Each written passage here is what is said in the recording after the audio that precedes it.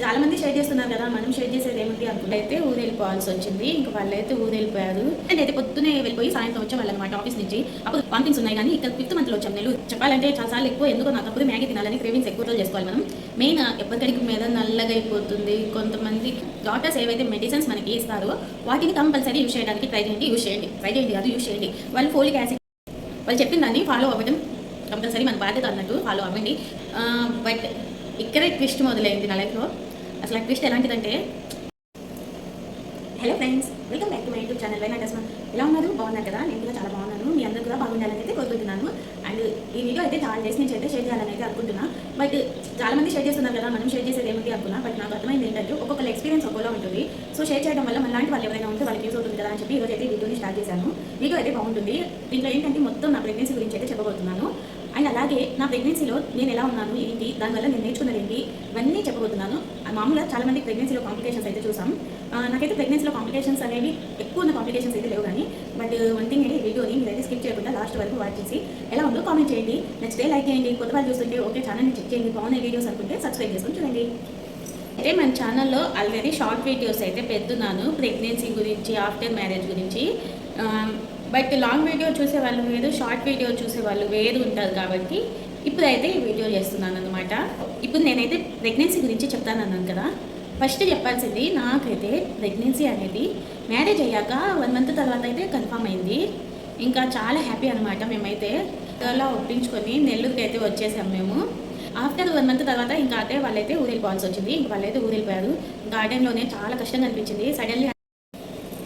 ఇంకా అదే టైంలో దేవుడు నా కోసమే పంపించారన్నట్టు మా హౌస్ ఓనర్స్ అయితే చాలా మంచి వాళ్ళు దొరికారు. అక్క అయితే నన్ను సొంత అక్క కన్నా ఎక్కువ చూసుకుందనే చెప్పొచ్చు. సో వాళ్ళైతే నాకు ఒకటి చెప్పారు, నీకు ఏం ఎమర్జెన్సీ ఉన్నా మాకైతే చెప్పు, వెంటనే మేమైతే వస్తామని చెప్పి. ఇంకా మా హస్బెండ్ అయితే పొద్దునే వెళ్ళిపోయి సాయంత్రం వచ్చేవాళ్ళు అనమాట ఆఫీస్ నుంచి. అప్పుడు వర్క్ కూడా చాలా ఎక్కువ ఉండేది, ఇంకా ట్రావెలింగ్ కూడా చాలా ఎక్కువ అనమాట. నెల్లూరు నుంచి ఇక్కడి వరకు రావడానికి దాదాపు 1 hour పట్టింది. ఇప్పుడు ఇంకా ఈ టైంలోనే అసలు విషయం జరిగింది. ఏంటంటే నేను ఒక్కదాన్నే ఉండటం వల్ల పొద్దున్నే మా హస్బెండ్ లంచ్ బాక్స్ తీసుకెళ్ళిపోయేవాళ్ళు. సో అందువల్ల నేనేంటంటే తనకి లంచ్ బాక్స్లో ఏదైతే పెట్టిస్తానో అదే తినేదాన్ని ఆఫ్టర్నూన్. ఇంకా ఈవినింగ్ కూడా మళ్ళీ వండుకొని మళ్ళీ తింటామే అనమాట. ఎలాగో దేవుడి దయ వల్ల నాకు 5 months అయితే వామిటింగ్స్ ఉన్నాయి. కానీ ఇక్కడ 5th monthలో వచ్చాం నెల్లూరుకి. అప్పుడైతే ఇక్కడ ఉన్న డాక్టర్ దగ్గర చూపించుకున్న తర్వాత ట్యాబ్లెట్స్ బాగానే పడి ఇంకా 5th month నుంచి వామిటింగ్స్ అయితే తగ్గిపోయాయి. ఇంకా అసలు చాలా వరకు లేవు. అత్తయ్య వాళ్ళు వచ్చి వెళ్తూ ఉండేవాళ్ళు. మా అమ్మ వాళ్ళు కూడా నా కోసం ఏదో చేసి పంపించేవాళ్ళు. కానీ నేనే మా అమ్మ వాళ్ళ ఇంటికి వెళ్ళేదాన్ని కాదు. ఎందుకంటే ఎక్కువ వెళ్ళేదాన్ని కాదు. ఇంకా అప్పుడైతే ఎక్కువ ట్రావెలింగ్ కూడా చేయడం ఎందుకులే అని చెప్పి అసలు బయట పెద్దగా తిరిగే వాళ్ళం కాదు. ఎప్పుడైనా హాస్పిటల్లో చూపించుకోవాలన్నప్పుడే వెళ్ళేవాళ్ళం. ఇంకా నేనైతే మెయిన్ చెప్పాల్సింది ఫుడ్ గురించి. ఫుడ్ అయితే ఇలా వండి పెట్టి నేనే తినడం వల్ల ఏం జరిగేదంటే ఎక్కువ తినలేకపోయేదాన్ని. అండ్ నాకు బాగా యాక్టివ్గానే ఉన్నా కానీ నిద్ర ఎక్కువ వచ్చేది. సో ఆఫ్టర్నూన్ పనుకుంటే మళ్ళీ మా హస్బెండ్ ఈవినింగ్ వచ్చేటప్పుడు లేచేదాన్ని అనమాట. వాళ్ళంటే చాలాసార్లు ఎక్కువ ఎందుకో నాకు అప్పుడు మ్యాగీ తినాలని క్రేవింగ్స్ ఎక్కువ ఉండేది. మ్యాగీని ఎక్కువ తినేదాన్ని, స్నాక్స్ అన్న. ఒక్కోసారి అయితే ఆఫ్టర్నూన్ లంచ్ కూడా నేను మ్యాగీనే తినేదాన్ని. అంత క్రేవింగ్ ఉండేది మ్యాగీ మీద అయితే నాకు. ఎందుకో తెలీదు, మేబీ అది ఫాస్ట్ అయిపోవడం వల్ల నాకు అలా అలవాటు అయిపోయిందేమో, తొందరగా వండుకొని తినేయచ్చు కదా. అయితే ప్రెగ్నెన్సీలో అంటే పెద్దగా కాంప్లికేషన్స్ అయితే ఏం లేవు, ఓన్లీ ఇన్ఫెక్షన్ ఒకటి వస్తూ ఉండేది అప్పుడప్పుడు. దానికి ట్యాబ్లెట్స్ అయితే యూజ్ చేసేదాన్ని, తగ్గిపోయేది. సో పెద్దగా ప్రాబ్లం అయితే లేదు. కానీ మంత్లీ చెకప్కి వెళ్ళే వాళ్ళం. బట్ ప్రెగ్నెన్సీ లాస్ట్కి వచ్చేసరికి నేను కొన్ని ప్రాబ్లమ్స్ అయితే ఫేస్ చేయాల్సి వచ్చింది. సో అవేంటనేది చెప్తాను. సో దాని నుంచి నేనేం నేర్చుకున్నా, మీకు యూజ్ అయ్యేది ఏమైనా చెప్పాలనే నా ఉద్దేశం. సో వీడియోని అయితే చూడండి, చేసుకోవాలి మనం. మెయిన్ ఎవరికైనా చాలా వరకు ఆడవాళ్ళకి ప్రెగ్నెన్సీ టైంలో హార్మోనల్ ఇంబ్యాలెన్స్ వల్ల ఎమోషన్స్ అనేవి ఒక్కోలా ఉంటాయి. తొందరగా మూడ్ స్వింగ్స్ కూడా ఉంటాయి, చాలా సెన్సిటివ్గా ఉంటారన్నమాట. ఇదంతా మెయిన్ థింగ్. హార్మోన్ ఇంబ్యాలెన్స్ అనేది ఉంటుంది కదా, అంటే హార్మోన్ చేంజెస్ అన్నమాట, ఇంబ్యాలెన్స్ కాదు. సో అందువల్ల ఏంటంటే నాకు అసలు ఏం అర్థమయ్యేది కాదు. సో నేనైతే ఒకటే చెప్తా, ప్రెగ్నెన్సీ ఎవరైతే ఫస్ట్ ఆఫ్ ఆల్ కన్సీవ్ అయ్యామని తెలియగానే పీస్ఫుల్గా ఉండడానికి ట్రై చేయండి సాధ్యమైనంత వరకు. అంటే 100% ఎవ్వరు ఉండలేరు, కానీ సాధ్యమైనంత వరకు ప్రశాంతంగా ఉండడానికి అయితే ట్రై చేయండి. ఫుడ్ అయితే నేను చెప్పా కదా, ఒక్కదాన్నే ఉండటం వల్ల ఏది పడితే అది తినేసేదాన్ని. మా హస్బెండ్ ఫ్రూట్స్ చాలానే తెచ్చేవాళ్ళు. అయినా కూడా నాకేంటంటే తినే ఓపికే ఉండేది కాదు. ఇంకా ఒక్కదాన్నే ఉంటా కదా! మా హస్బెండ్ ఈవినింగ్ వచ్చాకైతే ఏదో ఒకటి తినిపించేవాళ్ళు గానీ తీసి. నేనైతే ఇంక మార్నింగ్ నుంచి ఈవినింగ్ దాకా నిద్రపోవడానికే సరిపోయేది. పనులన్నీ చేసేసి అప్పుడేమో తెలీదు గానీ ఇప్పటికన్నా అప్పుడు ఫాస్ట్‌గా పనులు చేసేదాన్ని. అప్పుడు వాషింగ్ మిషన్ కూడా లేదు. మేము 7th మంత్‌లో కొన్నామనమాట వాషింగ్ మిషన్ అయితే. అప్పటికే ఇంక కష్టమయ్యి నా కష్టం చూడలేక మా హస్బెండ్ 7th మంత్‌లో పర్చేస్ చేశారు వాషింగ్ మిషన్. అప్పటి వరకు నేను బట్టలు కూడా ఉతుకుతా ఉండేదాన్ని. పెద్ద కష్టమైతే అనిపించేది కాదు. అదంతా బాగానే ఉన్నింది కానీ ఫుడ్ దగ్గరకొచ్చేసరికి అసలు సరైన ఫుడ్డే తీసుకోలేదు నేను. అంటే లైక్ మనకేం ప్రోటీన్, విటమిన్స్ అన్నీ తీసుకోవాలి ప్రెగ్నెన్సీ టైంలో. చాలామంది క్రేవింగ్స్ ఉంటాయని చెప్పి ఫాస్ట్ ఫుడ్ కానీ ఏవి పడితే అవి ఎక్కువ తినేస్తూ ఉంటారు. ప్లీజ్ అలా అయితే అస్సలు తినొద్దు. ఎందుకంటే ఒకే ఫుడ్ ఎక్కువ తీసుకోవడం వల్ల మీకు కావాల్సినవన్నీ అయితే బాడీకి రావన్నమాట. క్రేవింగ్స్ ఉంటాయి. సో ఆ క్రేవింగ్స్ని బట్టి మీకు ఏదైతే క్రేవింగ్ ఉందో అది కొంచెం తినండి. హెల్దీ ఫుడ్ ఎక్కువ తినడానికి ట్రై చేయండి. ఫ్రూట్స్ కానీ, వెజిటేబుల్స్ కానీ, నాన్ వెజ్ అయినా కానీ కరెక్ట్గా తీసుకోవడానికి ట్రై చేయండి. అండ్ ఫుడ్ కూడా టైం టు టైం అసలు లైక్ ఎలా అంటే కరెక్ట్ టైంకి తీసుకోవాలి. ఏదో ఎప్పుడు పడితే అప్పుడు తినేలా అయితే ఉండొద్దు. ఇంకా లేట్ నైట్ ఆకలి ఎక్కువ ఉంటుంది కదా ప్రెగ్నెన్సీ టైంలో. అప్పుడు కూడా కొంచెం కంట్రోల్ చేసుకొని ఆ లేట్ నైట్ క్రేవింగ్స్ అయినప్పుడు కొంచెం మంచి ఫుడ్ తినడానికి అయితే ట్రై చేయండి. నేను ఒకటే చెప్తా, ఆల్మోస్ట్ బయట ఫుడ్ అయితే అవాయిడ్ చేయండి ఇప్పుడున్న రోజుల్లో అయితే. ఇంకోటి మా ఇంటికైతే ఆ ఆడపడుచు వాళ్ళు వచ్చి వెళ్తూ ఉండేవాళ్ళు కానీ బట్ మ్యాక్సిమం నేను ఒక్కదాన్నే కదా ఉండేది. అత్తే వాళ్ళు కూడా వచ్చినా వెళ్ళిపోతూ ఉండేవాళ్ళు. అలా ఒక్కదాన్నే ఉండటం వల్ల చాలా లోన్లీనెస్ ఉండేది. నాకు టీవీ చూడడం కూడా పెద్దగా ఇంట్రెస్ట్ ఉండేది. ఇప్పటికీ కూడా ఏదైనా మూవీ బాగుందంటే ఆ మూవీ చూసామా ఆఫ్ చేసామా అంతవరకే. బట్ అదంతా ఈ మధ్య అనుకోండి. చిన్నప్పుడు అయితే అసలు టీవీ చాలా ఎక్కువ చూసేదాన్ని నేనైతే. పొద్దున్నుంచి సాయంత్రం వరకు టీవీ అలాగే ఉండాలి. ఆ తర్వాత ఎందుకో తెలియదు టీవీ చూడడం నాకు చాలా వరకు అలవాటు తప్పిపోయిందని చెప్పాలి. దానివల్ల ఏంటంటే ఎక్కువ మొబైల్ అయితే యూజ్ చేసేసాను. అంటే అప్పుడు సీరియల్స్ ఏమైనా వస్తే మొబైల్లోనే చూడడం అలా చేసేదాన్ని. సో దానివల్ల నాకేంటంటే కొంచెం హీట్ ఎక్కువ అయ్యేది. సో నేను ఒకటే చెప్తా, మనము ఒక ప్రెగ్నెన్సీ అనేది చాలా ప్రీషియస్ అండి. ఇంకొకళ్ళు మన ద్వారా బయటికి వస్తున్నారంటే అది ఇంకా చాలా గొప్ప విషయం అనే చెప్పాలి కదా. సో అందువల్ల ఏంటంటే ఆ 9 months వీలైనంత వరకు మొబైల్ని అయితే అవాయిడ్ చేయడానికి ట్రై చేయండి. అది మనకే కాదు, మనతో అంటే మన కడుపులో ఉండే బేబీకి కూడా చాలా హెల్దీ అన్నమాట అలా ఉండటం వల్ల. ఇంకోటి ఈ ఇష్యూ అందరిలో ఉంటుందని చెప్పలేను. ప్రెగ్నెన్సీ వల్ల బాడీ చేంజ్ అనేది కంపల్సరీ ఉంటుంది. కొంతమంది ఏంటంటే దాన్ని పట్టించుకునే వాళ్ళు కూడా ఉంటారు. సో అంటే కొంతమందికి మీద నల్లగా అయిపోతుంది, కొంతమందికి పింపుల్స్ రావచ్చు, కొంతమందికి ఫేస్ క్లియర్గా అయిపోవచ్చు, కొంతమంది చాలా లావ్ అవుతారు. లావ్ అవ్వడం అనేది చాలా వరకు జరుగుతుంది. సో అందువల్ల అయితే మన బాడీని మనం యాక్సెప్ట్ చేసుకోవాలి ముందు. ఈ 9 months మన బాడీ కొంచెం అటు ఇటు అయినా కానీ చాలా వరకు యాక్సెప్ట్ చేసి మెయిన్ ఫుడ్ అనేది మంచి ఫుడ్ తీసుకుందాం అనుకోండి. ఈ సైడ్ ఎఫెక్ట్స్ పెద్ద ఎక్కువ ఉండదు. బట్ చాలా వరకు అయితే ఇవి కామన్ ఇంకా ఎవరికైనా ప్రెగ్నెన్సీలో. ఇంకా స్లీప్ గురించి చెప్పాలంటే స్లీప్ అనేది ఒక ప్లాన్ అయితే చేసుకోండి. నిద్ర నైట్ టైం అసలు పట్టదు నాకు తెలిసి. కొన్ని మంత్స్ అయ్యాక నిద్ర నైట్ టైం పట్టడం చాలా కష్టం ఉంటుంది. బట్ మనం ట్రై చేస్తే దాన్ని కూడా మనము ఏమంటారు బ్యాలెన్స్ చేసుకొని మంచిగా నిద్రపోవచ్చు. కొన్ని టిప్స్ అయితే ఉంటాయి, వాటిని ఫాలో అయ్యినా కానీ తొందరగా నిద్రపోవడానికి అయితే ట్రై చేయండి. ఇంకోటి లాస్ట్ అండ్ ఫైనల్ అన్నమాట, డాక్టర్స్ ఏవైతే మెడిసిన్స్ మనకి ఇస్తారో వాటిని కంపల్సరీ యూజ్ చేయడానికి ట్రై చేయండి. యూజ్ చేయండి. వాళ్ళు ఫోలిక్ యాసిడ్, విటమిన్స్, కాల్షియం అన్నీ ఇస్తారండి మనకి. సో అవన్నీ మనం కంపల్సరీ యూజ్ చేయాలి. మనకు ఫుడ్ ద్వారా వస్తున్నాయి కదా, ఇవి ఎందుకు అని అస్సలు నెగ్లెక్ట్ చేయొద్దు.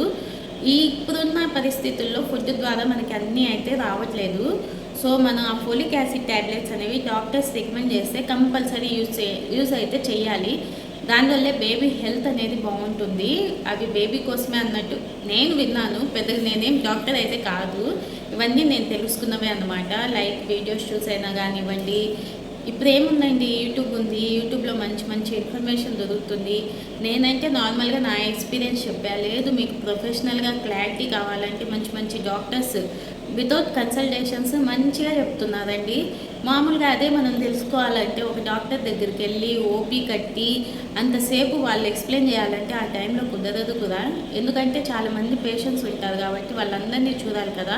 బట్ యూట్యూబ్లో వాళ్ళవి కొన్ని వీడియోస్ అయితే ఉన్నాయి.